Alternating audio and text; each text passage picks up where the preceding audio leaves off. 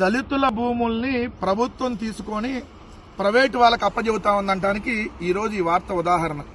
99 పైసలకి ఉరసాగాళ్ళకి, ఉల్ఫాగాళ్ళకి, బఫూన్గాళ్ళకి, లుల్లుగాళ్ళకి, తెలుగుదేశం పార్టీ బినామీగాళ్ళకి అడ్డంగా ఏ విధంగా దోచి పెడతా ఉన్నారో మనం చూసాం. అదేవిధంగా ప్రభుత్వ మెడికల్ కాలేజీని పప్పు బెల్లాలాగా ఎకరం 100 రూపాయలకి ప్రైవేట్ వాళ్ళకి ఎలా దోచి పెడుతున్నారో చూసాం. ఇది ఇంకో రకమైనటువంటి దందా.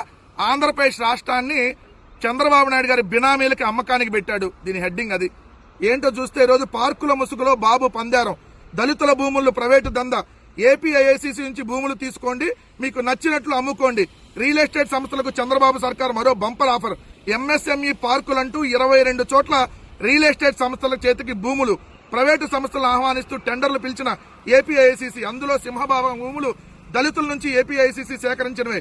ఇప్పుడు ఏపీఐసిసిని పక్కన పెట్టి అనుభవం లేని కార్పొరేట్ సంస్థలకు భూములు దారాదత్తం.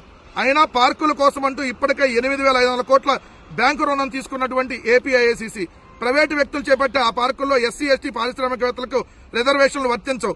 దళిత ఔత్సాహిక పారిశ్రామికవేత్తల ఆశలపై నీళ్లు చల్లినటువంటి చంద్రబాబు నాయుడు గారి ప్రభుత్వం లిఫ్ట్ అనేటటువంటి పాలసీతో ఇప్పటికే విశాఖపట్నంలో అత్యంత విలువైనటువంటి భూముల్ని ఏదైతే వాళ్ళ తెలుగుదేశం పార్టీ బినామీగాలకు దోచిపెట్టమే కాకుండా ఇప్పుడు పారిశ్రామిక పార్కుల ముసుగుల్లో ఏదైతే దళితుల దగ్గర నుంచి భూములు తీసుకొని ఏపీఐసిసి రియల్ ఎస్టేట్ సంస్థలకి చంద్రబాబు నాయుడు గారు చెప్పినట్టుగా సత్వా వాళ్ళకో, కపిల్ చిట్ ఫండ్కో, వాళ్ళ బినామీలకో, లుల్లుగాలకో దోచిపెడతా ఉందనడానికి ఇది నిదర్శనం.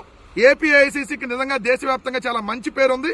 కానీ ఎటువంటి కన్సల్టెన్సీలు ప్రమేయం లేకుండా ఇప్పటి వరకు ఏపీఐసిసి పలు ఫార్మా కంపెనీలకి బయోటెక్నాలజీ పార్కుల్ని ఆ సంస్థే ఉమ్మడి ఆంధ్రప్రదేశ్ నుంచి ఇప్పటి వరకు ఏపీఐసిసినే నిర్మించింది. కానీ ఇప్పుడు 547 పారిశ్రామిక పార్కుల్ని ఇప్పటి వరకు ఏర్పాటు చేసినటువంటి ఏపీఐసిసి కొత్తగా ఇప్పుడు 22 చోట్ల మేము నిర్మించలేమని చెప్పి ప్రైవేట్ వాళ్ళకి ఇస్తామంటే ఇది ఖచ్చితంగా దోపిడీకి తెరలేపడం అనేది క్లియర్ గా ఈరోజు అర్థమవుతుంది.